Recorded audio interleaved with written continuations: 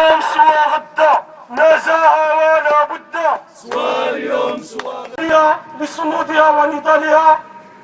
تحية نضالية خاصة للمرأة التعليمية على صمودها ونضالها، وتحية نضالية لكل من يرفض الاستبداد والظلم، وكل من يرفض أن تتحول مؤسساتنا التعليمية إلى حدائق وسرائب للبعض.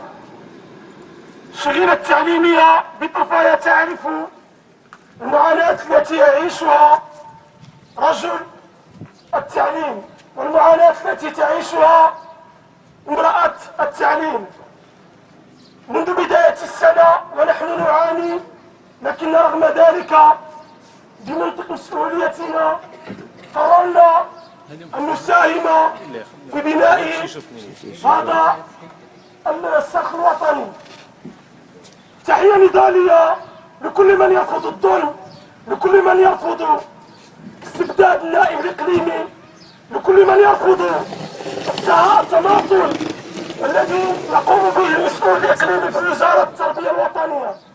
تحية نضالية أن هذه المعركة هي تأتي كنتيجة أو كتراكم لأخطاء المسؤول الإقليمي، وكانت عملية تدبير الامتحان الوطني بالنسبة للبكالوريا هي النقطة التي أفاضت الكأس من أجل وضع حد لكل هذه الممارسات. أولا كجامعة وطنية موظفي التعليم لدينا مجموعة من الملاحظات. كيف يعقل أنه استحقاق وطني يعني تتأهب له كل وزارات وكل فعاليات وكل الأطراف من أجل إنجاحه لمدة شهرين أو أكثر، والمسؤول الإقليمي في طرفايا لم يتحرك إلا في الأسبوع الأخير لهذه المهمة. اتصلنا مع الإخوان في بوسطور، في العيون، في باقي الأقاليم، وأخبرونا بأن المسؤولين في وزارة التربية الوطنية عقدوا اجتماعات مع الفرقاء الاجتماعيين أكثر من شهر من أجل تدبير هذه المحطة، لكن مسؤولنا الإقليمي أو المسؤول الإقليمي في طرفايا لم يتحرك إلا في الأسبوع الأخير، أو أنه لم يتحرك بالبت والمطلق وإنما أصدر أوامره فقط. هذا الأمر يطرح أكثر من علامة تساؤل وأكثر من استفهام. هل بالفعل المسؤول الإقليمي في وزارة التربية الوطنية بإقليم طرفايا له الإرادة الكاملة من أجل تسيير الوضع الإقليمي في طرفايا بالطرق القانونية وبالجدية المطلوبة؟ أولا نستنكر هذا التأخر في فتح ملف البكالوريا.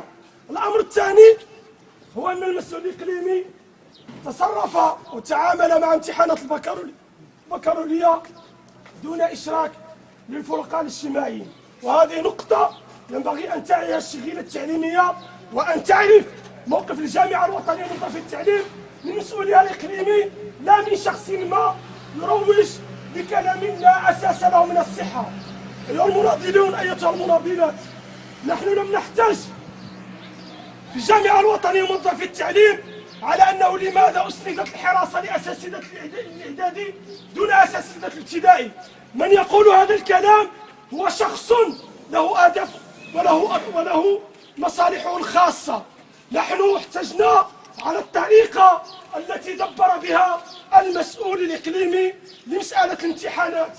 نحن نعرف بأن الوزارة أصدرت مذكرة تطالب في حالة الخاصة الثانوي التأهيلي الاستعانة بأساتذة الإعدادي وبأساتذة الابتدائي، إلا أنها لم تحدد أي شروط.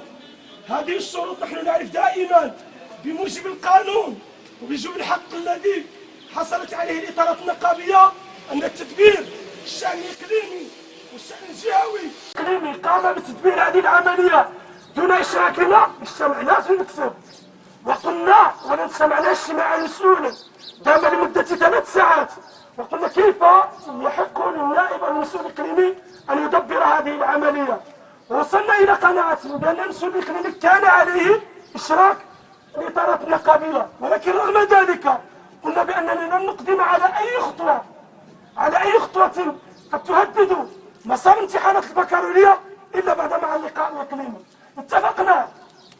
اتفقنا على أن يكون لقاء مع المسؤول الإقليمي في 3 نقاط. النقطة الأولى كان البعض منهم كيفسر القانون كما بغى، نحن لا نعرف تفسير القانون ولا نعرف قراءة المذكرات القانونية. قلنا سنذهب عند المسؤول الإقليمي وليشرح لنا كيف دبر العملية. نقطة جعصر. قلنا الأمر الثاني، هل المسؤول الإقليمي يعلم بالحالات التي تم استثناؤها من الحراسة؟ نقطة جعصر. قلنا النقطة الثالثة أننا سنحتج على المسؤول الإقليمي أنه يدبر الشأن الإقليمي دون إحضار إطارات نقابية، لأننا نحن في الجامعة الوطنية للنظافة التعليم لا نعتبر أنفسنا نؤثث المشهد النقابي في التعليم. نحن كنقابة مسؤولة تدافع بحسب ما منحنا لنا القانون. ذهبنا عند المسؤول الإقليمي ونحن كلنا أمل بأن يكون هذا المسؤول الإقليمي مسؤولا بالفعل، لكن للأسف الشديد وجدناه غير مسؤول.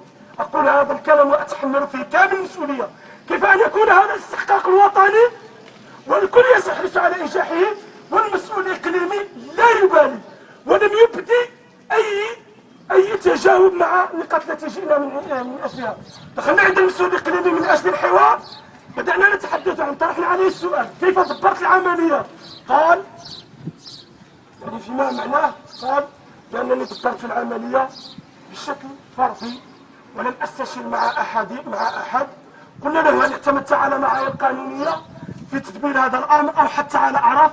قال لم أعتمد على شيء. اللهم اسمعوا لنا الكلام ديال اللهم أنني شفت الأساتذة ديال الابتدائي مجالا كيحضروا حتى الأساتذة ديال غادي في اللي جاي يركب علينا على رجل التعليم، اللي جاي يركب على رجل التعليم، اللي جاي يحمي مصلحة رجل التعليم، وكنبقاو في هذه المتاهه غاديه، والمتضرر الوحيد والاول هو رجل التعليم. اذا ما درناش واحد الحل، واحد الحاجز